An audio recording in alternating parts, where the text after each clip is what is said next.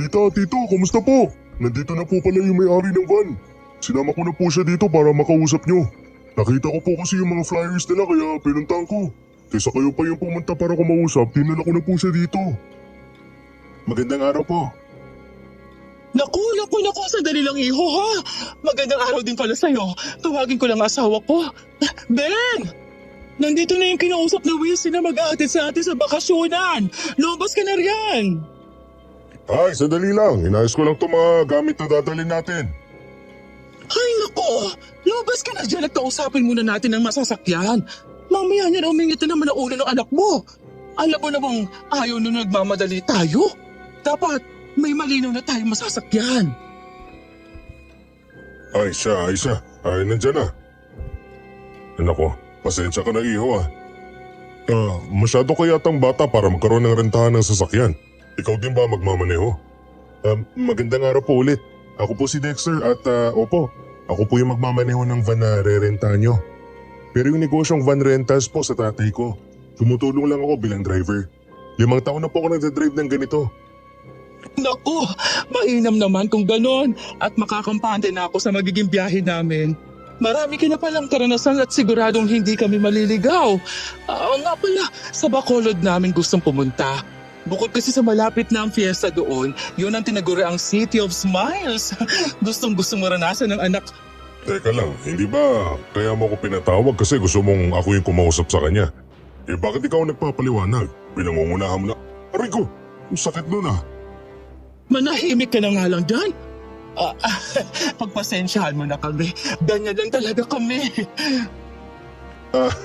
Ayos lang po. Ganyan din po yung mga magulang ko.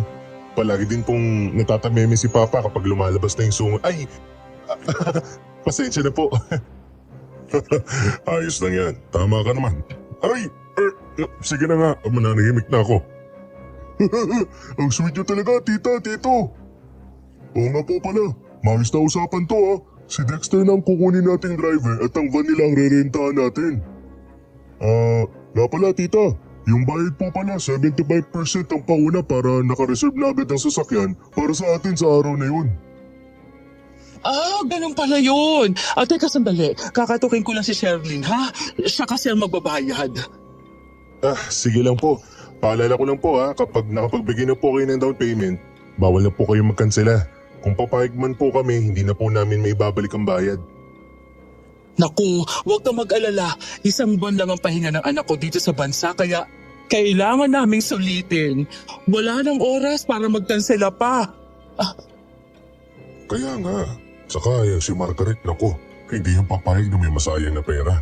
Baka masunog kami sa apoy na ibubugay niya pag nagkataon. Ganyan po siguro kapag babae, ganyan din po kasi si Mama. Si nanay at si lola din. Mabuti ka pa, mamay ka meron ka. Ako maghapon at magdamag ko silang kasama kaya madalas ako dito kay Tia. O ano pa ako, 3 kasama kong babae dito mula noon. Mabuti na nga lang yung isa nasa ibang bansa. Tapos yung isa, kalahati pa. Tama ka dyan. Kaya ang nanay niya lang ang madalas kong problema. Nandiyan na siguro si Dino. Ano po? Ano ginagawa ni Dino dito? Isasama po ba natin siya sa bakasyon? Oo. Alam mo namang siya ang matalik na kaibigan ni Sherlyn. Kaya sinama na din para makapaglakwatsa ulit sila. Akala ko pa naman special ako. Akala ko ako lang ang pamangking kasama nyo. Masyado ko naman seloso dyan. 2 ang anak ko. Ikaw naman ay kaibigan ni Marie Chris at pinsan ni Sherlyn. Kung marami lang kaming pera, baka lahat ng kamag-anak namin ay kasama. Ano yan? Magkukwentuhan na lang ba kayong dalawa? Hindi niyo ba naririnig na may kumakatok sa gate natin? Ay, nako. Nako po, nakalimutan ko na. Sinagot ko lang kasi yung tanong ni Weasley. Sandali lang, bubuksan ko na ha. Kalalaking tao kasi napakadaldal. Iho, Dexter, pasensya ka na kung pinaghintay kita ha. Ang kunat kasi ng anak kong yon. Gusto niya magbayad kapag nasa biyahe na tayo. Matagal na kasi siyang wala sa bansa kaya hindi niya alam ang mga kalakaran. Ayos lang naman po yun. O siya, ito na. Basta ayoko mahuli bukas ha. 3:00 pa lang siguradong handa na kaming lahat. Gusto namin saktong 4:00 nasa biyahe na tayo. Wala pong problema yan. Masusunod po ang kagustuhan niya.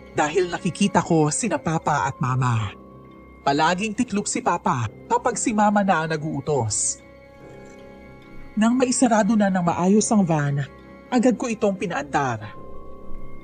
Sa unay tahimik lang kami, habang si Weasley at Marie Chris ay abala sa kanilang cellphone. Nakikita ko kasi mula sa salamin ang simpleng pagngiti nila. Maliwanag pa nang makarating kami sa bayan ng Bacolod. Kailangan pa naming pumasok sa ilang barangay para mapuntahan ang lugar na gusto nila. Naging maingay na din sila sa loob ng sasakyan dahil kumakain sila ng sisiryang dala habang nagkukwentuhan.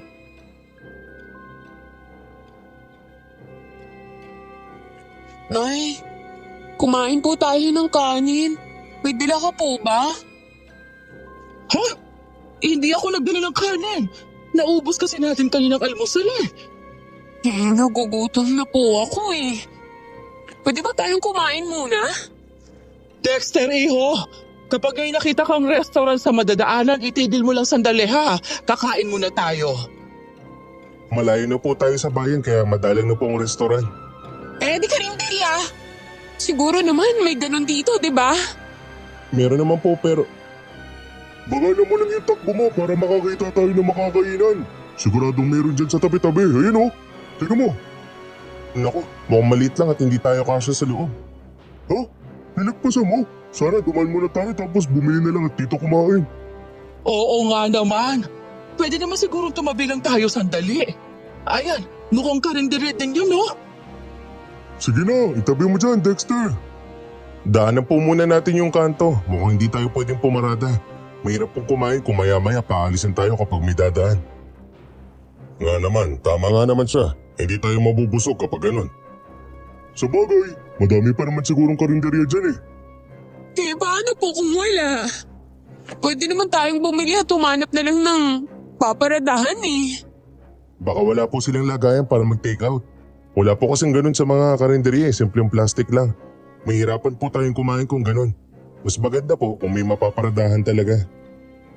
Ay, paano kung wala talagang maparadahan ha? Nay, wala po ba tayong plato, baso dyan? Hindi na ako nagdala. Sabi mo kasi may nirentahan kang kwarto na malapit sa dagat at may gamit na ron. Kaya hindi na ako nagdala. Ha? Bakit po ang dami nating dala? Ano po pala yan? Mga pagkain. Nagdala ako ng hilaw na isda, karne at mga lulutuing ulam pa. Hindi na ako nakapagluto kasi baka mapanis. Ay naku, Diyos ko naman, gutom na ako eh. Bakit po kasi hindi ka kumain kanina na maayos? Di po sana, hindi ka nagmamasungit ng ganyan. Anong gagawin ko? Kung hindi naman ako nagugutom kanina. Isa pa, sa haba na biyahe natin, baka masuka pa nga ako eh. Mag-isip ka nga. Ano? Sinasabi niyo po bang baba ako ha? Ikaw nagsabi niyan. Bakit may Tama na yan. Mag-aaway pa talaga kayo dito sa loob ng van. Lahat naman siguro tayo gutom na, no? Oo, gutom na din po ako. Hoy, bakit hindi mo tinabi? Mukhang malaki naman ang karinderya. At kasya tayong lahat sa harapan nun. May malaking bakante pa sa gilid na pwedeng paradahan. Hindi ka ba nag-iisip ha? Ha? Pasensya na po. Kasi nag-aaway pa kayo. Akala ko hindi nyo na gustong kumain. Wisit naman. Lumiko ka ulit. Bumalik tayo doon. Naku po, pwede pa naman po tayo makahanap ng iba. Baka sa unahan may mas magandang paradahan. Hindi ko kailangan ng maganda. Ang gusto ko lang ay makakain agad. Sige na Dexter, itigil mo na lang sa susunod na karinderya. Kahit ano pa yung itsura, basta makakain na tayo. Kailangan makakain ng mga to kaysa magbugahan pa tayo ng apoy. Opo, pasensya na po.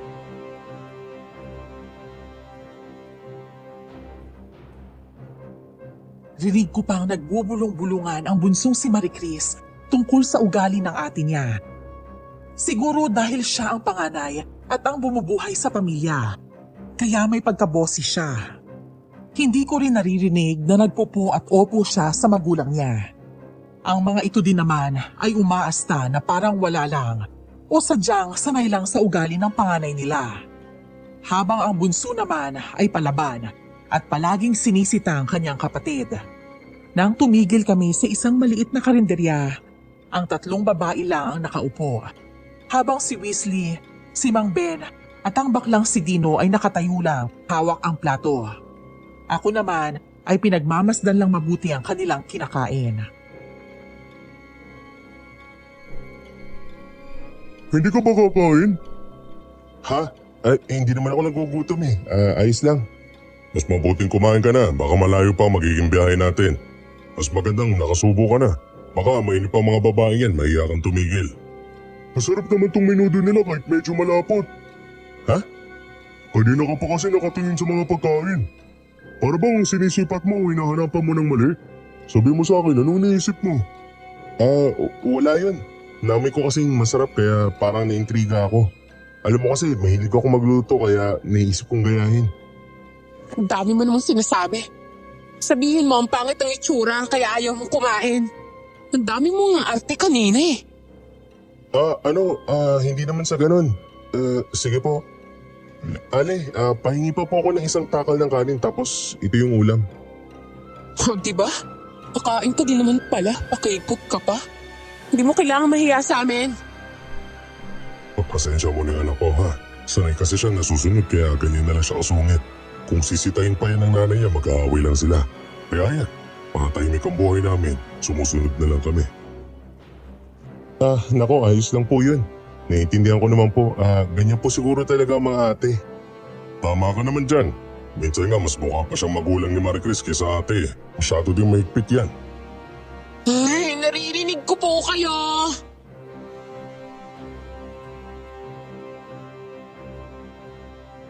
Natawa na lang ng palihim si Mang Ben dahil sa sinabi ng panganay niya.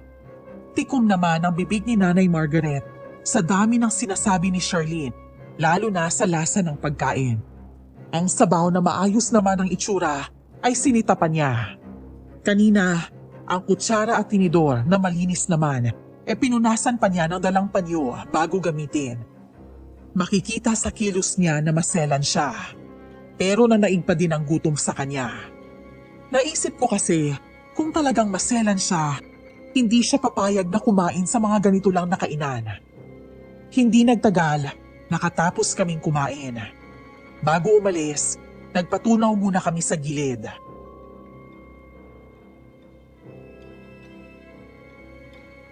Ay, masyado mainit na. Siguro mas magandang pumasok na tayo sa van. 2:00 pa kasi ng hapon kaya grabe ang tindi ng init. Bukas naman ang aircon ng sasakyan kaya pumasok na kayo. Hindi pa kasi tapos tong sigarilyo ko eh. Ay, bahala ka. Kahit wag ka na sumakay, manigarilyo ka na lang dyan. Mainitin talaga ulo niya asawa ko kaya hindi ako magtataka kung kanino nagmana ang panganay namin eh. Pala, Weasley, hindi ka naman naninigarilyo?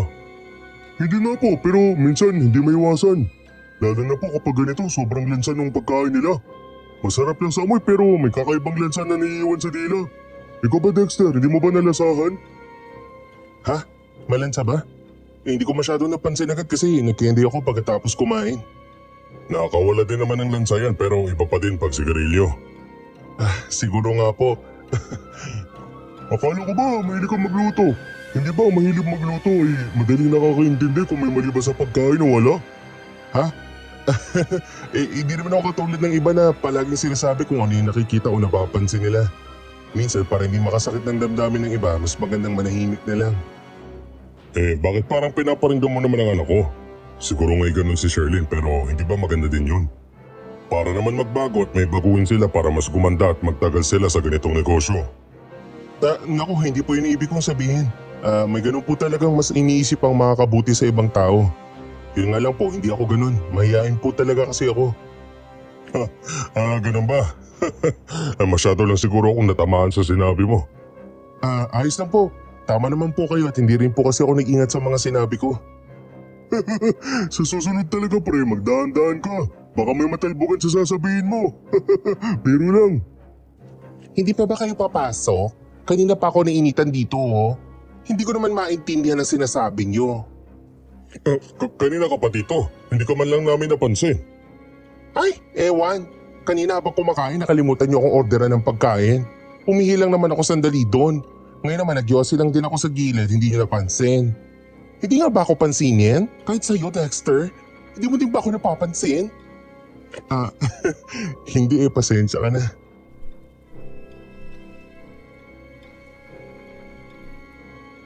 Tumawa si Weasley sa sinabi ko.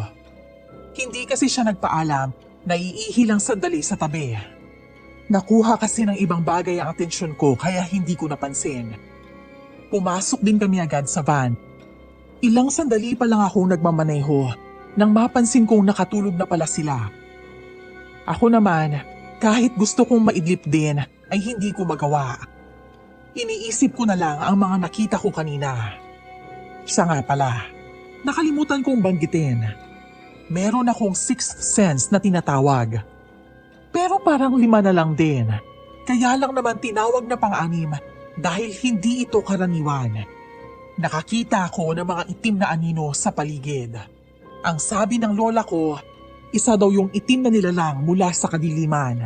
Ang sabi ni lola, kapag nakita ko daw yun ay maging maingat ako. At yun ang nakita ko sa mga karinderyang dinaanan namin. Habang malalim ang iniisip ko, hindi ko namalayan na may mabilis na hayop ang dumaan sa unahan ko. Buti na lang at nakapreno ako.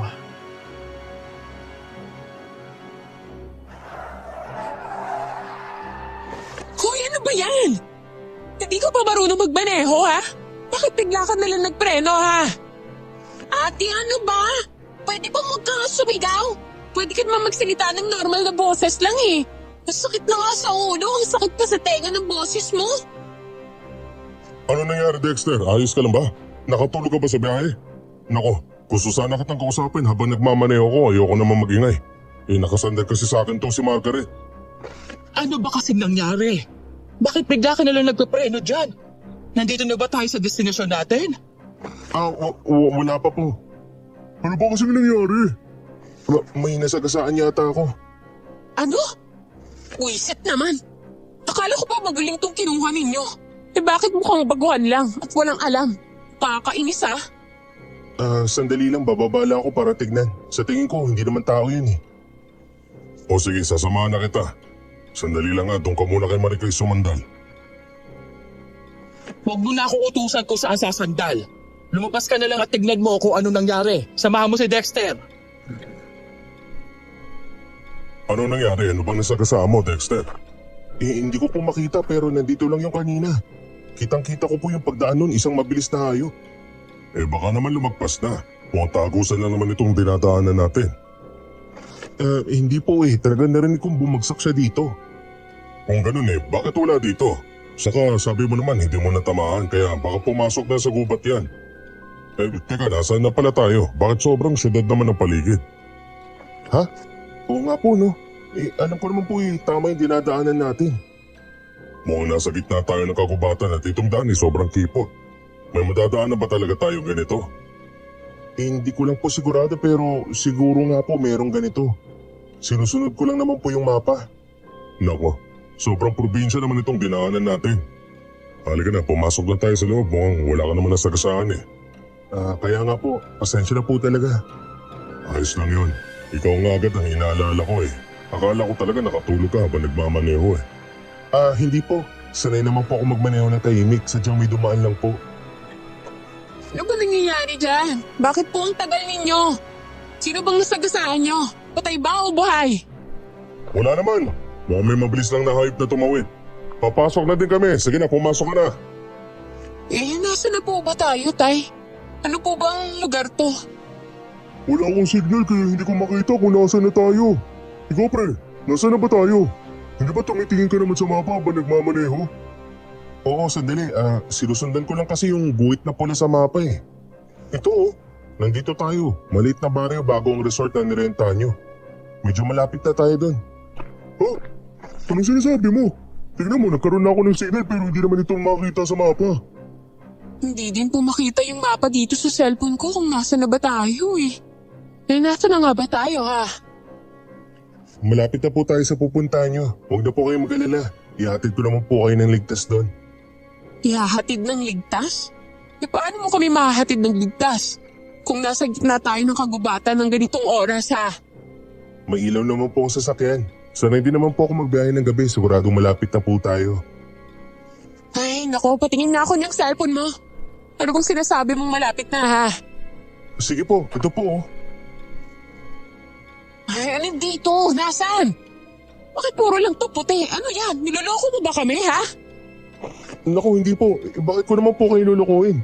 Nagsasabi naman po ko ng totoo. Nandyan yung kanina. Baka po nawala ng signal. Hayaan niyo po, ihatid ko na lang po kayo doon. Baka maya-maya may signal na. Sabihin mo, naliligaw ba tayo? Ano? Hindi po. Matagal na po ako namamasada at hindi pa po ako kailanman naliligaw. Kung ganun, saan mo kami dinadala ngayon? Sinundan ko lang yung mapa. Hindi ko naman po alam na may ganitong lugar pala tayong madadaanan. O siya, tama na. Sandali lang, huminahon muna kayo. Mas maganda siguro kung dito na lang muna tayo magpalipas ng gabi. Siguradong may dadaan naman dito kung ito ang tamang daan na papunta sa pupuntahan natin. Tama, huwag na tayo magsisihan pa kasi ginagawa naman yung trabaho niya. Ginagawa niya ang trabaho niya. Mamaya niya na may ginagawa na siyang kalokohan sa atin. Mamaya planado niya pala to para kunin lahat ng pera natin. Kung gagawin ko yun, bakit pa ako dumayo at nagmaneho ng napakalayo? Tsaka makakasira po ito sa negosyo namin kaya hindi ko po gagawin to. Ewan ko lang ha. Ikaw, Weasley. Saan mo ba nakuha ang driver na to ha? Mukhang mandiloko pa yata eh. Uminahon ka lang, She. Baka naman nagsasabi siya ng totoo, masyado ka lang nag-iisip ng hindi maganda. Bakit hindi ka nalang kumain muna? Baka gutom lang yan, girl. Ay, mabuti sana kung may pagkain tayo eh. Yung huling karinderya na kinainan natin, hindi naman malinis ang tinda. Hindi din masarap kaya hindi ako nabusog. Hayaan mo, gagawa ko ng paraan para maluto yung mga dala ni Tia. Wala pong lutuan. Iniyaw! Pasensya na po kayo. Hayaan nyo, maglalakad-lakad lang ako papunta doon. Hahanap ako ng matatanungan pong makakatulong sa atin. Yan. Ganyan na ganyan ang modus nila. Iiwan tayo dito sandali, tapos yung mga kasabwat naman niya ay pupunta dito para atakihin at takutin tayo. Ha? Hindi po totoo yun. Ganito na lang. Kami na lang ni Ben na maghahanap ng matatanungan at maihinga ng tulong. Ikaw naman, Dexter, ang magbantay dito sa van kasama ng mga anak ko. Si Weasley at Dino ang maghahanap ng panggatong kung magluluto siya. Ha? Si Weasley yung makakasama ko? Hindi po ba parang mali? Huwag na po. Samahan mo nilang po si ate dito. Kami ni Weasley ang maghahanap ng panggatong para makapag-ihaw tayo kahit dito sa gilid ng daanan.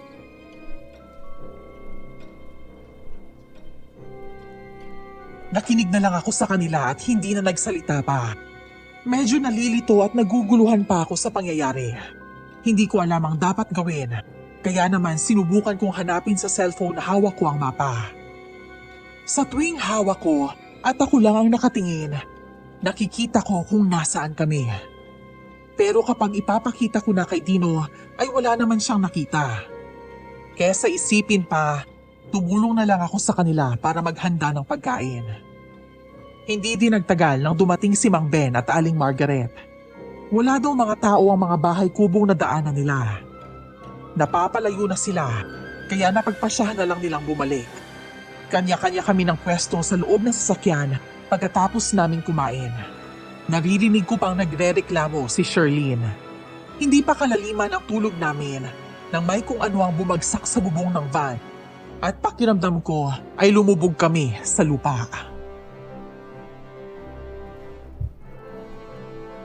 Tita, Tito, kayo po ba yung gumagawa ng lindol na yon? Ano bang sinasabi mo?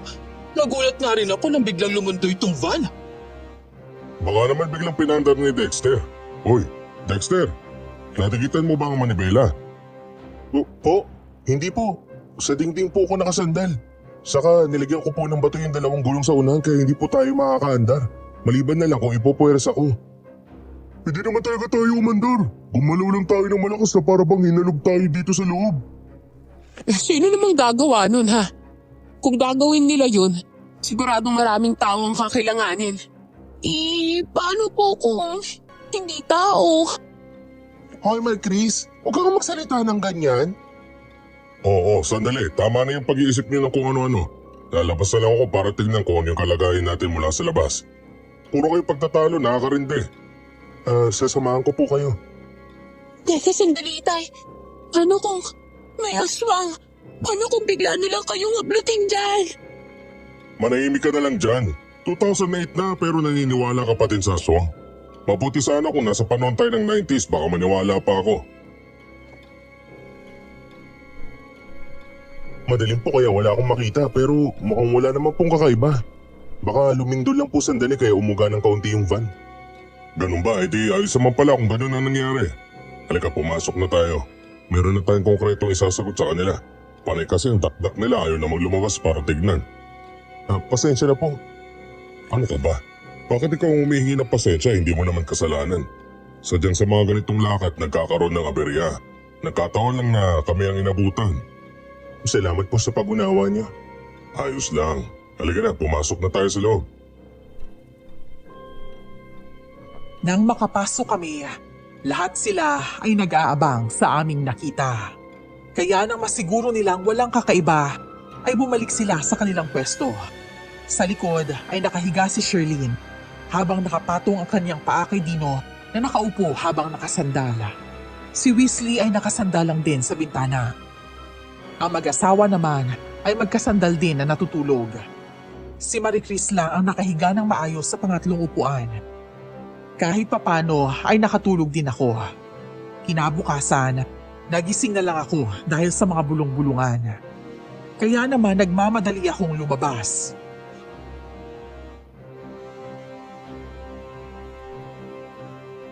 Ano po nangyayari?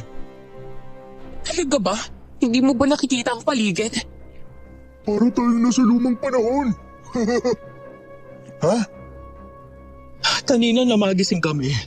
Agad kami naghanap ng tulong. Madami naman kaming nakitang tao pero kakaiba sila magdamit. Hindi din sila namamansin. Parang mga bingi at pipi ang mga tao dito. Eh, saan ka ba pumasok ha? Bakit napunta tayo sa ganitong panahon? Ano to? Para tayo nasa isang painting. Tignan niyo oh, sa mga pictures ko lang ito nakikita eh. Tuloy na din nawala ang signal ng cellphone. Hindi na din ito nabubuhay dito. Ano to? Paano nangyari to? Nag-charge ako kagabi bago matulog. Titignan ko pa to kanina at nag-charge naman eh. Ano nangyari? Paano nangyari to? Eh bakit hindi mo tanungin ang sarili mo ha? Ikaw ang driver at pumasok ka dito. Kung ito ang daan, bakit mukhang nasa makalumang panahon tayo? Eh, posible namang hindi pa nagkakaroon ng sibilisasyon dito sa lugar na to, no? Kahit probinsya. Paano po kung sumakay na lang po kayo tapos umalis na tayo sa lugar na to? Ano? Eh, kanina pa nga nag-iikot sila nanay eh. Pero wala silang makitang palabas dito. Ay, ganito na lang po. Kaysa magsisihan po tayo. Bakit hindi na lang tayo maghiwa-hiwalay? Kami ni Weasley ay dito maghahanap. Tapos si ate at si Dino naman ay doon sa kabila. Ikaw naman po, Kuya Dexter at sila nanay ang maghahanap din sa hindi pa napupuntahan nila. Sigurado ba kayo? Baka naman maligaw ang isa sa atin at hindi na makabalik dito. Kaya po namin ang sarili namin. Kung sakaling na mapapalayo kami at wala pa din, babalik na lang kami agad dito. Siguraduhin ninyo na magiging ligtas kayo, ha? Sabay-sabay na tumango ang magkakapatid. Nangako pa si Weasley kay Mang Ben na hindi sila maliligaw at iingatan ng pinsan niya. Napabuntong hininga na lang ako. Nagulat pa ako nang pumasok sa loob ng sasakyan ng mag-asawa. Ilang sandali lang ay sumilip sila at sinabing paandarin ko daw ang sasakyan. Iniwan kasi nila ang mga gamit nila bilang palatandaan. Gusto nilang subukan kung makakarating kami sa dulo ng baryong ito.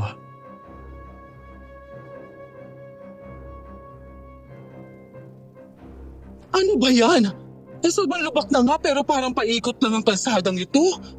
Nasaan ba talaga tayo? Uminahon ka lang. Siguradong wala namang gusto nitong nangyari. Kahit tanungin mo pa kami, kung wala din kaming alam, wala kaming masasagot. Pasensya na po, sinunod ko lang naman po kung ano yung nakalagay sa mapa na nasa cellphone ko eh. Wala na tayong magagawa, nandito na tayo. Kaya humanap na lang tayo ng paraan para makaalis dito. Kahapon pa tayo naghahanap pero wala tayong makita. Yung mga tao dyan, hindi man lang makatulong sa atin. Akala mo mga pipi at bingi? Baka hindi lang po nila kayo naiintindihan. Hindi po ba ibang dialekto nila dito? Baka... Kasalanan mo naman talaga eh. Kung hindi ka nagmagaling na pumunta doon, hindi ka malalaglag. Ano nangyari sa'yo, Marie Chris? Bakit basang-basa ka? Ayos ka lang ba? Magbihis ka nila muna. Wesley, anong ginawa mo? Huwag po kasi hinintip na yan eh. Ano ba kasing nangyari? Hindi ba magkasundo kayo? Bakit ngayon kulang na lang magsapakan kayo? May balon po kasi dun sa isang bahay na pinuntahan namin. Nakatakip ng mga damo kaya hindi namin napansin. Siya po yung nauna dahil natatakot ako. Kaya naman po galit na galit siya dahil dun. Ang yabang-yabang mo pa kanina pero simpleng ganun lang pala hindi mo magawa. Kahit sino naman maiinis sa'yo. Kung ako kay Marie Chris, sinapak pa kita. Sinapak niya nga po ako. Oh, ano nga pala napala niyo sa pagtatanong sa bahay na pinuntahan niyo? May tao po sa loob pero hindi sila lumalabas. Nasa loob lang po sila habang nakatingin sa amin. Yung mga tao po dito, parang mga taong sinauna eh. Yung takot sa mga dayo. Yun din ang napansin ko. Gusto man nating magpaliwanag o magtanong lang, hindi naman sila pumapayag na harapin tayo. Kaya anong gagawin natin ngayon? Sigurado may makakatulong sa atin dito. Maging matyaga lang tayo sa paghahanap. Baka si Sherlyn may nahanap siya. Si Shirley yun, di ba? Tingnan mo, nagmamadali siyang tumatakbo papunta rito. Hindi niya din kasama si Dino. Sherlyn, ayos ka lang ba? Ano nangyari sa'yo? Nawawala po si Dino. Ano? Saan ba kayo nagpunta at paano nawala si Dino? Hindi ko po alam eh. Ang alam ko po kasi, nasa likod ko lang siya. Tapos nung hinahanap ko na siya, may kung ano-anino akong nakikita. Para po may sumusunod sa akin sa itaas. Kaya may anino ako nakikita. Hoy, Ben! Saan ka pupunta? Hahanapin ko ang pamangkin natin. Baka mamaya kung mapano pa yon. Sandali lang. Hahanapin ko din po si Dino. Dito lang kayo. Dexter, pasamahan sila ha. Oo, sige. Pumakbo si Weasley at Mang Ben papunta sa lugar kung saan galing si Sherlyn. Si Sherlyn naman ay nahihirapang huminga. Mukhang natakot talaga siya sa naranasan niya. Nanatili lang kaming tahimik ni Marie Chris habang si Aling Margaret ay inaalong si Sherlyn. Pumasok na din kami sa loob ng van para magpa-aircon. Nakatulog sa kakaiyak si Sherlyn sa bisig ng kanyang ina, habang sila Weasley at Mang Ben ay hindi pa nakakabalik. Kaya naman natataranta na ako. Kanina pa ako may nararamdamang kakaiba sa paligid. Ayoko lang pag-isipan, lalo na at madali akong madala ng sitwasyon.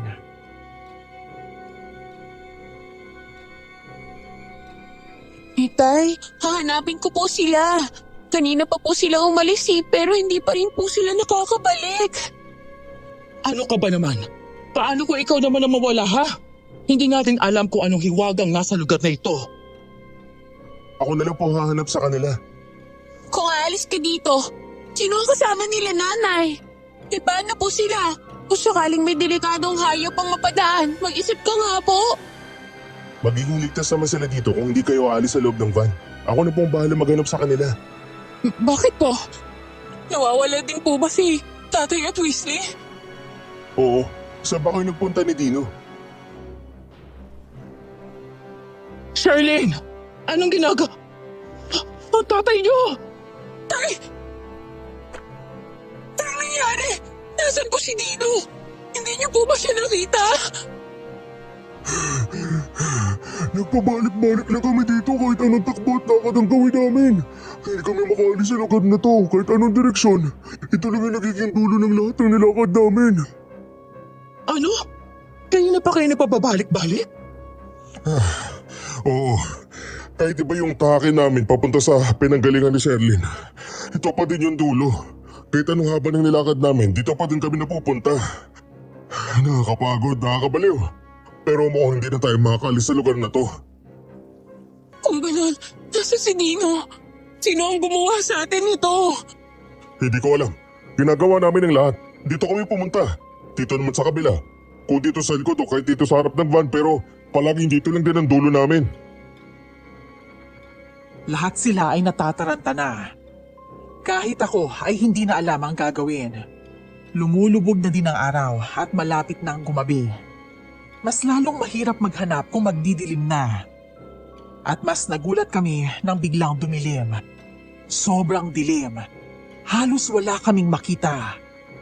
Kaya naman pumasok ako sa loob ng van para buksan ang ilaw.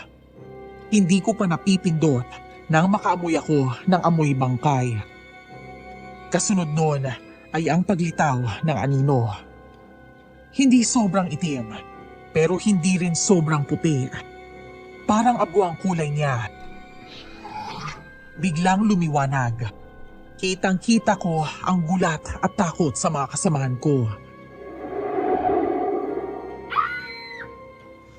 Sino ka? Ano ginagawa mo dito? Ikaw bang gumawa nito sa amin? Gabunan ang tawag sa inyo, hindi ba? Tama ka!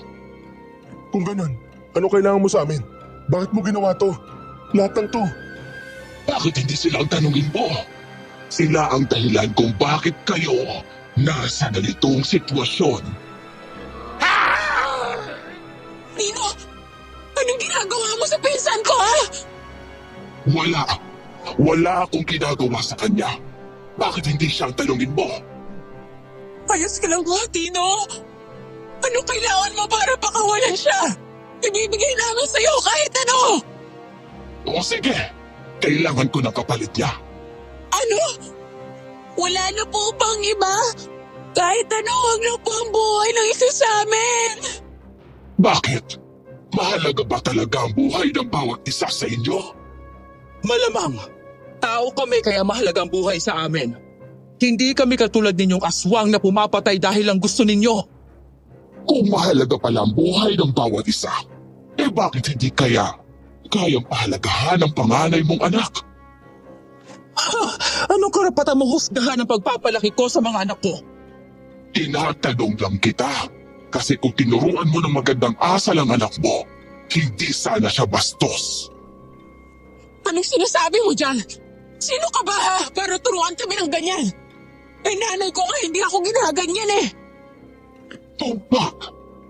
Hinayaan ka ng mga magulang mo na maging bastos. Ano naman pakialam mo, ha?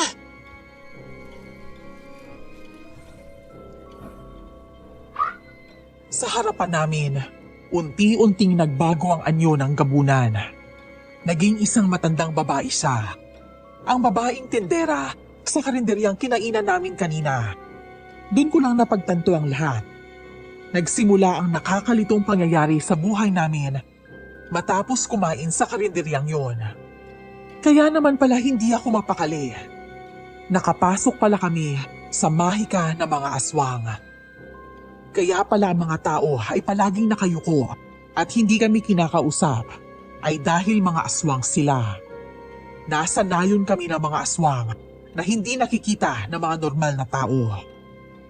Kaya pala hindi nila makita sa mapa na nasa cellphone ko. Ako lang ang nakakita dahil meron akong kakayahang makita ang mga hindi nakikita ng ordinaryong tao. Wala naman akong pakialam sa inyo, Iha. Yan nga lang. Iba ang usapan na kung nakakasakit ka na ng ibang tao. Yung bunghanga mo, gusto mo bang basalan ko yan habang buhay? Sa ganon, hindi ka na makakapagsalita ng masama sa ibang tao. Anong masama sa ginagawa ko? Hindi ba tama? Tama na, Charlene. Huwag ka na magsalita pa. Ano, Nay? Mali ko pa ba yun? Sinasabi ko lang naman ang problema sa luto nila. Hindi naman talaga masarap eh. Napakalansa pa. Mas maganda na sinasabi na para malaman nila at Masama lang talaga ang ugali mo. Wala kang pakialam sa damdamin ng ibang tao. Sasabihin mong lahat kahit nakakasakit ka na. Kasi ganun ka kawalang kwenta. Anong sabi? Tama na. Baka mas mapahamak pa tayo kung papatulan natin siya. Nagkamali naman talaga tayo kaya humingi ka na lang ng tawad. Pati ba naman ikaw, Tay? Nagkamali kami ng pagpapalaki sa'yo. Dahil sa sakit ko, maaga kang kumayod para makatulong sa amin. Mabilis na tumanda ang isip mo dahil sa mga responsibilidad. Kaya naiisip namin ng nanay mo na hayaan ka pero mali pala. Humihingi kami ng tawad sa iyo, Lola. Pakawalan mo lang ang pamangkin ko. Pangako, aayusin kong ugali ng mga anak ko. Sisiguraduhin kong hindi na sila makakasakit ng ibang tao. Oo nga po. Sige na po, mabait naman po yung pamangkin ko. Magaling po siyang makisama kaya nga po namin siya sinama sa lakad namin to. Sinungaling. Huwag ka nga magmalinis dyan. Ha? Kaya naging ganyan ang mga anak mo dahil sa'yo. Ano sabi mo? Mga anak ko? Paano mga anak ko? Hindi mo pa ba alam? Yang anak mong nagpapanggap na lalaki ay nakikipagrelasyon sa pinsan niya. Ano? Hindi, wala kaming relasyon. Manahimik ka dyan, hindi ikaw. Sinungaling yan! Hindi totoo ang sinasabi mo! Sinisiraan mo lang kami! Para mag-away-away kami! Siyempre, ikaw ang makikinabang kapag hindi kami nagkaisa! Hindi totoo yun, Nay! Kung ganon, ano yung nasa leeg mo? Sino ang gumawa niyan? Sino ang sumipsip sa'yo, ha? Nay! Hindi po! Ano lang po to? Nakamot ko po kanina! Sinungaling! Huwag mo akong gagawing tanga, Marie Chris! Alam ko ang pagkakaiba ng sipsip ng tao sa lamok. Kung hindi si Dino, malamang si Weasley. Dahil imposible si Dexter. Nay! Ano po kasi? Hayop ka! Immoral ang relasyon yung dalawa. Alam mo ba yun, ha? Alam mong pinsa mo siyang buo. Paano mo to nagawa sa kanya? Magpapaliwanag po ako. Pakinggan niyo po muna ako. Tay! Baka po mapatay na siya sa higpit ng pagkakahawak niyo! Manahimik ka, Marie Chris.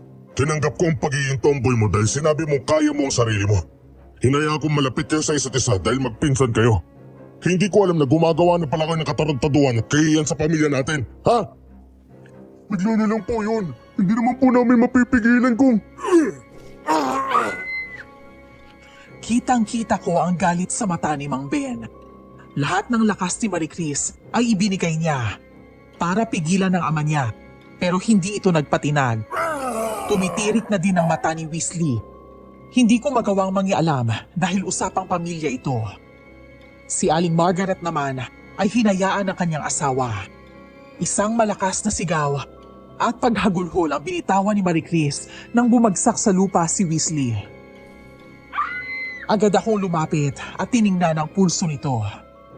Yun nga lang, wala na itong hininga. Nang sabihin ko yun, malakas na sampal ang pinadapo ni Aling Margaret sa kanyang asawa.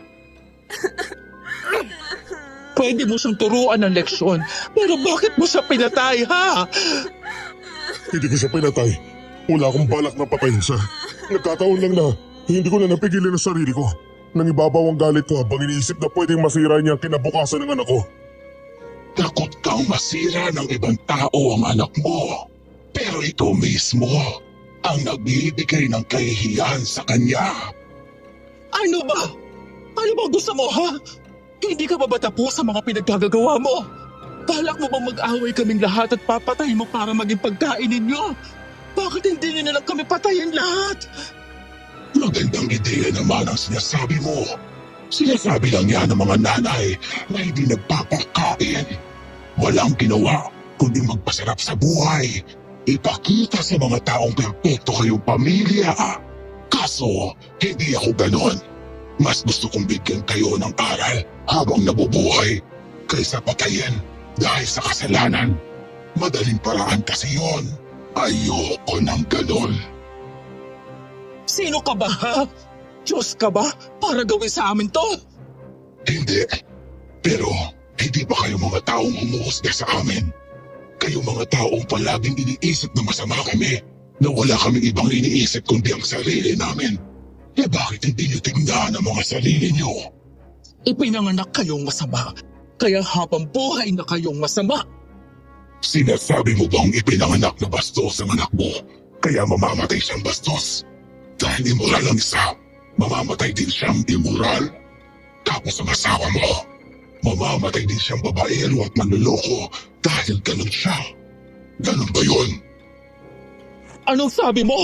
Ulitin mong sinabi mo matanda ka! Huwag kang masyadong matapang para lumapit pa dito sa akin. Baka hindi mo kayanin ang kaya kong gawin. Ano ba talagang plano mo, ha?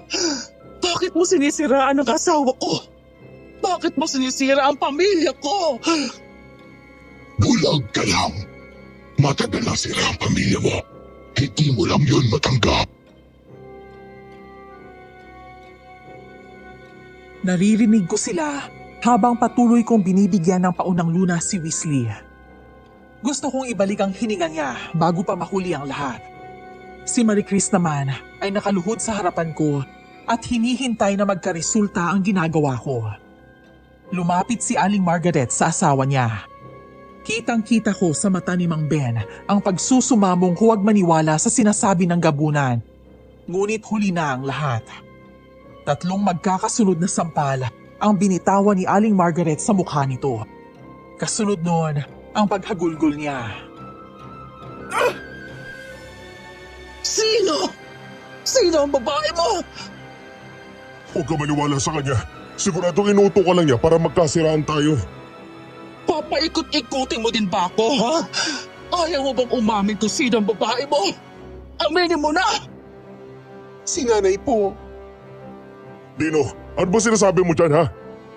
Tita, sorry po.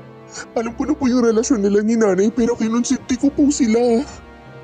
Ano? Paano nagawa sa akin ng nanay mo yun, ha? Hindi ko po alam ang dahilan nila. Palagi lang po nila sinasabi na masaya sila sa isa't isa kaya hinayaan ko na lang. Tutal abala ka din naman po sa pagyayabang ng mga bagay na meron ka sa buhay. Ano ba, Tino? Pinapahamak mo ang sarili mong ina. Mas mapapahamak po tayo kung hindi natin naaminin ang kasalanan natin. Ang tanging makakapagpalaya sa atin sa lugar na to ay ang pag-aamin natin ng mga lihim natin sa buhay. Sino nagsabi sa inyo yan, ha? Yang aswang ba na yan? Lahat ba kayo naniniwala sa kanya, ha? Wala pong ginawang masama ang mga alagad niya. Kahit buong nakakatakot, mabubuti po sila. Kapalit ng pag-amin ko ng kasalanan ko, ibinalik nila ako sa inyo kaya ang makapagpapalaya lang po sa atin ay ang pag-amin at paghingi ng tawad. Paano ninyo nagawa sa akin ito? Anong kasalanan ko sa'yo? Patawarin mo ako. Pinagkamali ako. Wala akong sapat na dahilan sa panluloko ko sa'yo. Nagpadala ako sa tukso. Hindi ko naiintindihan kung bakit mo ginawa yun. Ang alam ko, naging ina ako sa mga anak mo. Nung nagkasakit ka, kinayod ko ang pamilya natin. Mula noon, pinanatili kong magandang imahe natin. Naging inspirasyon tayo sa iba. Napalaki nating mga responsable mga anak natin. Lahat pala ng sakripisyo ko sa inyo, nauwi lang sa wala. Saan ka pupunta? Iiwan mo ba kami dito? Huwag mo akong pakialaman. Mula ngayon, kayong magkakapatid, hindi ko na anak. Wala akong asawa at hindi ako nagkaroon ng pamilya kahit kailan sa buhay ko. Magkalimutan na lang tayo kaysa patuloy ninyo akong lukuhin.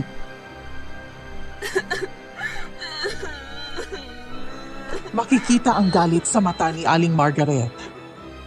Gusto sanang sundan ni Mang Ben, pero natatakot siyang mas magalit ito. Kaya bumalik siya sa anak na panganay at niyakap ito. Dahil hindi pa rin nagigising si Weasley, kinailangan kong humingi ng tulong sa gabunan. Walang ibang makakatulong sa amin kundi sila. Nang marinig ito ni Mang Ben, masama niyang tiningnan ang matandang gabunan. Nagulat kami nang may balisong siyang inilabas mula sa bulsa at mabilis na lumapit sa matandang aswang. Sa bawat pag-atake niya, siya namang pag-iwas ng gabunan. Kasalanan mo kung bakit kami iniwan ng asawa ko. Ikaw ang may kasalanan ng lahat. Naghahanap ka na naman ng masisisi. Sa halip na tanggapin mong nagkamali ka at ituwid ang pagkakamali mo. Kahit anong sabihin mo, wala kang karapatang gawin sa amin to. Pinahiya mo ang pamilya namin. Sinira mo ang magandang imahe namin. Baliw ka na! Hindi akong sumira sa pamilya ninyo. Simula noong magloko ka, doon na nabiyak ang pagkabuo ninyo. Huwag mong isisi sa akin ang mga pagkakabali mo. Aray! Tama na yan sa'yo. Kulang pa ang hiwang. Ano nangyari? Bakit nawala ng ganun kabilis ang hiwang nagawa ko sa braso mo? Hindi ko alam kung ignorante ka lang ba talaga o sadyang tanga. Ano? Ang mga aswang po ay may kakayahang pagalingin ng sarili nila, lalo na kung galing lang sa simpleng kutsilyo o balisong na katulad ng hawak nyo. Sinasabi mo bang wala akong magagawa? Dapat ko na naman tanggapin ang ginawa niya sa pamilya ko. Pasensya na. Anong pasensya na? Ikaw ang nagdala sa amin dito. Kung hindi ka tatanga-tanga magmaneho, hindi tayo mapupunta sa makalumang baryong to. Huwag mong sisihin ang iba sa mga kasalanan mo. Gusto mo bang ipakita sa mga anak mo kung gaano ka basura ang ugali ng ama nila? Ha? Kanina ka pa ha? Pakailamera ka talaga, matanda ka! Halos lumundag si Mang Ben para lang malapitan ang gabunan. Ang matandang gabunan naman ay umiiwas na sa mga pag-atake. Samantala, ang mga alagad niya ay nakatayo sa gilid, nanonood. Kampanting hindi siya masasaktan ng isang simpleng tao. Si Shirlene ay nakatulala. Tila hindi matanggap ang nangyayari. Habang si Marie Chris ay lalo pang sumasama ang lagan. Habang naglalaban ang matandang gabunan at si Mang Ben, biglang bumagsak si Marie Chris sa lupa. Dahil doon, sumigaw ako ng tulong.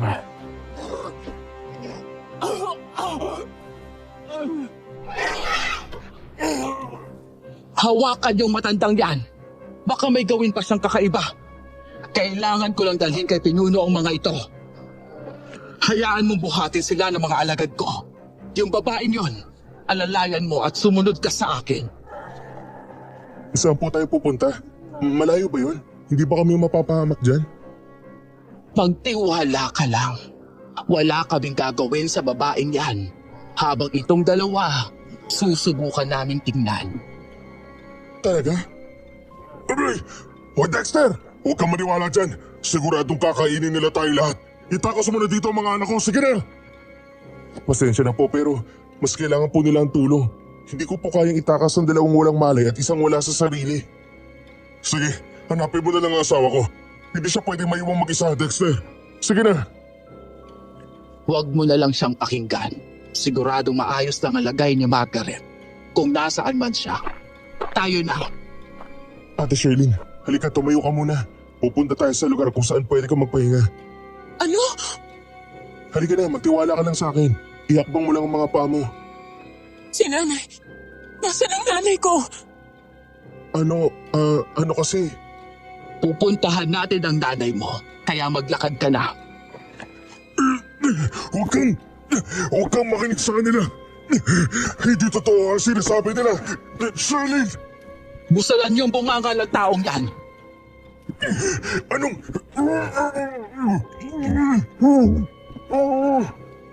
Hindi po ba siya masasaktan? Bakit siya pa ang iniisip mo? Bakit hindi mo isipin ang sarili mo? Napasabit ka sa magulong pamilyang ito. Ayos lang. Tinanggap ko ang trabahong to. Kasalanan ko din po. Sana lahat ng tao ay katulad mo. Halika na. Nangingitim na itong isa. Tinahak namin ang kagubatang dinaanan kanina ni Mang Ben para hanapin si Dino. Si Dino nga pala, tahimik lang na nakasunod sa amin. Hindi siya makapagsalita. Siguro dahil nag-aalala na siya sa mga nangyayari at sa mga nasabi niya.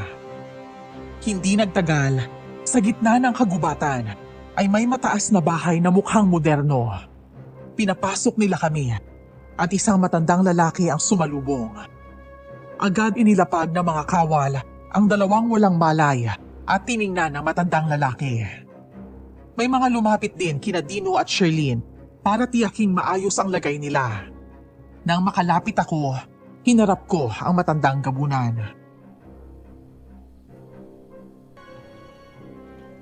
Siguradong nagtataka ka kung bakit namin ginagawa ang lahat ng ito. Opo. Noon, nakatira kami kasama ng mga tao. Sa tuwing nalalaman nilang aswang kami, palagi nila kaming pinapaalis. Sinusunog ang bahay at ang ilan sa amin namamatay ng walang kalaban-laban. Po? Hindi naman kasi lahat ng aswang ay kayang manakit ng tao. Ang iba sa amin, kahit sinasaktan na, hindi magawang kumante. Sa paglipas ng panahon, nagkaroon kami ng sistema. Sistema? Oo, parang tao din. May mga batas at alituntunin kami sinusunod. Hindi kami pwedeng mambiktima o manakit ng tao. Kung hindi, kamatayan na naghihintay sa amin. Ang ninuno ko ang nagpatupad noon. Talaga po? May ganun po pala? Oo naman. Sumasabay din kami sa sibilisasyon sa labas nitong baryo. Yun nga lang, dito gusto naming mapanatili ang kagubatan, mapuno at maraming hayop, kaya mukhang makaluma ang paligid. Ganun po pala. Pero bakit hindi ito nakikita ng ordinaryong tao? Bakit ako lang nakakakita? Dahil sa kakayahan mo at dahil hindi pwedeng manakit ang kauri ko sa mga tao, madalas kaming namamatay sa kamay ninyo. Kaya naisip namin hindi patas yun. Bumuo kami ng komunidad, ang ngayong hindi nakikita ng mga tao. Pero paano po? May sabulag ang nayon na ito. Isang susi lang ang makakapasok kapag nakakain ka sa karinderya namin. Oo nga po pala. Ano po yung karinderyang yun? Bukas po ba yun sa lahat? Dinadala niyo rin po ba silang lahat dito para mangumpisal? Hindi naman ako pare. Pero umaamin po ng kasalanan ng mga taong napapatpad dito. Mali ka doon. Ikaw, hindi ba may kasalanan ka rin? Hindi naman kita pinaamin, hindi ba? Oo nga po. Medyo magulo pa po kasi. Ganito yon. Kailangan pa rin naming may koneksyon sa mundo ng tao para makasabay. Kaya may mga mahusay magtago sa paligid ninyo kapag nakakita sila ng mga sumusobra, masyado mapagmalaki. Ginagawa namin ng paraan para mapapunta rito. Isinusumpa naming magugutom sila para kumain sa karenderya at mapasok ang nayon na ito. Ang galing naman po pala, pero para saan? Ano pong mapapala ninyo? Siguro iisipin ng mga tao na wala, pero sa totoo lang, malaki. Lahat ng galing dito, nagiging bukas ang isip. Yung mga nag-aakalang masama kami, nagbabago kapag nakilala kami. At hindi lang ito, tumutulong din kami sa mga tao. Marami na po pala kayong nagawa para sa amin. Oo, may mga nasa bingit ng kamatayan na napagaling. May mga malapit mabaliw na naisalba. At may ilan sa kanila ang piniling tumira dito. Ang iba, tindera sa mga negosyo sa labas. Siya po. Albularyo po ba siya? Siya ang asawa ko. Isa siyang mangkukulam na nakipagsabayan sa mga albularyo noon. Inaral niya ang mga kaalaman nila kaya marami siyang alam. Nagagamit na namin ngayon para tumulong. Kung ganun, magagawa niyo po bang buhayin si Weasley? Yon ang hindi ko sigurado. Kung gusto ninyong mabuhay ang binatang yan, isang paraan lang. Tatanggapin niyong magiging aswang siya. Ano? Totoo ba yung sinasabi mo? Kamusta kayo? Maayos na panalagay niyo ngayon? Ulitin mo po ang sinabi mo. Natutuwa akong mapansin na madali sa iyong maging magalang. Hindi madaling talikuran ang nakasanayan, pero unang hakbang na yan. Sana ipaglabas niyo, hindi ka na bastos at mapanlait sa kapwa. Pasensya na po. Pero ano na po lagay ng kapatid at pinsan ko? Sobrang galit ng tatay mo sa pinsan mo. Kaya may bahagi sa leeg niya ang nasira sa pagkakasakal. Dahil doon, kahit anong gawin, hindi siya magising. Kanina, nang matingnan ko, dalawa lang ang pagpipilian niyo. Tanggapin na wala na siya o buhay siya pero aswang. Ano? Hindi. Sigurado, isisisi lahat ng ito kay nanay. Hindi pwedeng mamatay si Weasley. Hindi pwedeng maging aswang siya. Kamumuhian siya ng lahat. Huminahon ka. Pwede naman siyang mabuhay na parang normal na tao. May mga gamot kami para hindi maamoy ang bulok na katawan. At may inumin para hindi siya mauhaw sa dugo ng tao. Isa pa, may sistema na sila rito. Mapoprotektahan siya mula sa mga tao. At mapoprotektahan din ang mga tao mula sa kanya. Kung totoo yan, sige. Pumapayag ako. Buhayin niyo lang si Weasley kahit maiwan pa ako dito at maging alipin niyo habang buhay. Sira, lalo lang magwawala si nanay. Iisipin pa nun na pinatay ni nanay ang anak niya. Nga pala, nasaan si nanay? Umalis siya kanina at sinabing kalimutan niyo na siya. Pero huwag ka mag-alala. May alagad akong sumunod sa kanya ngayon. Baka nga nagkausap na sila. Masyado lang nasaktan ang nanay mo. Kahit sino naman po masasaktan kung malalaman niya niloloko siya ng asawa niya. Teka lang po. Paano niyo po nalaman lahat ng yun? May kakayahan akong basahin ang pagkatao ng isang tao. At marami rin daw aswang na nakakasalamuhan natin sa labas. Kaya nalalaman nila kung gaano tayo kasama o kabuti bilang tao.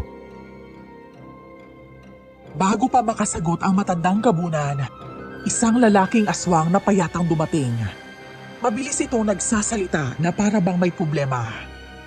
Ilang sandali pa ay nakita namin si Mang Ben na papasok sa loob ng bahay habang hawak ang balisong na nakatutok sa liig ng kanyang bihag. Laking gulat namin, lalo na ni Sherlyn. Hindi pa nakakapagsalita si Sherlyn nang may mabilis na nilalang ang dumaan sa amin. Isang malakas na sipa ang pinatama nito sa bungo ni Mang Ben. Dahilan para bumagsak ito at mabitawan ang bihag niya. Mary Grace, ayos ka lang ba? Hoy, bakit mo naman ginawa yun? Ano ka ba naman? Dahil naiinis ako sa sarili kong ama. Hindi na ba siguro masama kung bibigyan ko siya ng leksyon bilang anak Nagkamali din naman siya eh. Pero bakit pinatay niya si Weasley? Tapos sa halip na matuto siya, ito, nagwawala pa siya. Nasaan ang nanay niyo? Nasaan si Margaret? Ilabas niyo siya! Nasaan ba si Margaret? Tawagin niyo siya at papasukin dito. Nandito lang si nanay? Hindi pa sigurado. Ipahahanap ko siya. Si Weasley po, magiging maayos ba siya? Titignan pa mamaya. Kapag kinaya ng katawan niya, mamumuhay ulit siya. Pero bilang isang aswang na. Ayos lang po, basta po matutupad niya pa din po ang mga pangarap niya. Anong sabi niyo? Ginagawa niyo aswang si Weasley? Ay ano ba? Buksan mo nga yung isip mo. Kung aayusin niyo ang sarili niyo, siguradong babalik si nanay sa inyo. Ano? Anong gusto mong gawin ko? Dexter, iwan na lang muna natin siya. Mukhang kaya naman itong magkapatid ang tatay nila. Tama po. Baka mas kailangan nila mag-usap ng masinsinan.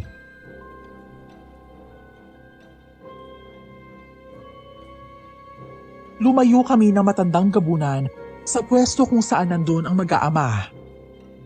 Inikot ko ang paligid ng bahay. Kung hindi ko alam na aswang ang nakatira dito, hindi ko talaga mapapansin. Sobrang ganda ng bahay. Payapa. At lahat ay may kanya-kanyang ginagawa. Ilang sandali lang ang lumipas nang dumating si Aling Margaret. Naririnig ko ang malakas na iyak nito. Kaya naman sinilip ko sila. Mukhang natuto na silang patawarin ang isa't isa. Kinagabihan, hindi na kami pinanood ng gabunan sa ginawa nila para kay Weasley. Makalipas lang ang 4 na oras, nakita namin siyang nakatayo at parang walang nangyari. Unti-unti itong lumapit sa amin. Sinabi na nila sa akin ng lahat. Masaya akong pinili niyong mabuhay pa ako. Nga po pala, Tito Ben. Pasensya na po sa nagawa namin ni Marie Chris. Mula po ngayon, gagawin na po namin kung ano ang tama. Nakausap ko na din si tatay at nanay. Nangako na ako sa kanila. Hindi pa kami napapatawad ni Tita. Pero gagawin ko ang lahat para mapatawad niya kami ni Nanay. Pasensya na ha. Hindi ko pa talaga kaya magpatawad sa ngayon. Wala namang madaling pagpapatawad. Lahat yan ay proseso. Pero sana, maging tapat tayo sa sarili natin at magpatuloy sa buhay. Sa totoo lang, naiintindihan ko si Margaret. Kasi madami na nga siyang nagawa sa pamilya ninyo. Pero pakiramdam niya, nagkulang pa rin siya. Kaya kung may babawi sa kanya, sana habang buhay na. Nakikita ko naman na kalakasan at kahinaan ninyo ang isa't isa. Parte ng pamilya ang magkamali, mapahiya sa sarili o sa isa't isa man. Ang mahalaga, sinusubukan at ginagawa ninyo ang makakaya ninyo para maging mabuting tao.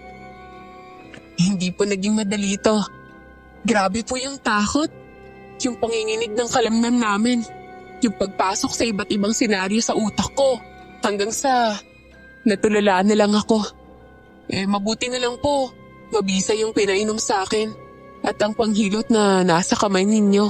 Para bumalik ako sa pagiging ako. Kaya po, nagpapasalamat po ako sa aral na yon. Kung may babalikan man po ako, inyong naging bastos ako. Para hindi na po maulit to. Ang hiling ko lang sa inyo ay walang makaalam sa nayong ito. At kung hindi kayo natuto sa mga nangyari dito, hindi ko masasabing may susunod pa para sa inyo. Marami kayong makakasalamuha na pwedeng hindi na palampasin ang mga ganitong pangyayari.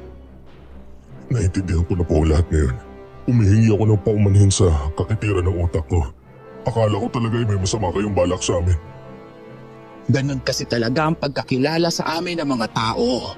Kaya ginagawa namin ito dahil malaking bagay sa mga katulad ko ang may isang taong naniniwalang may kabutihan kami. Iyon nga lang, ang tiwala ay kailangang limitahan. Masama kasi pag sobra.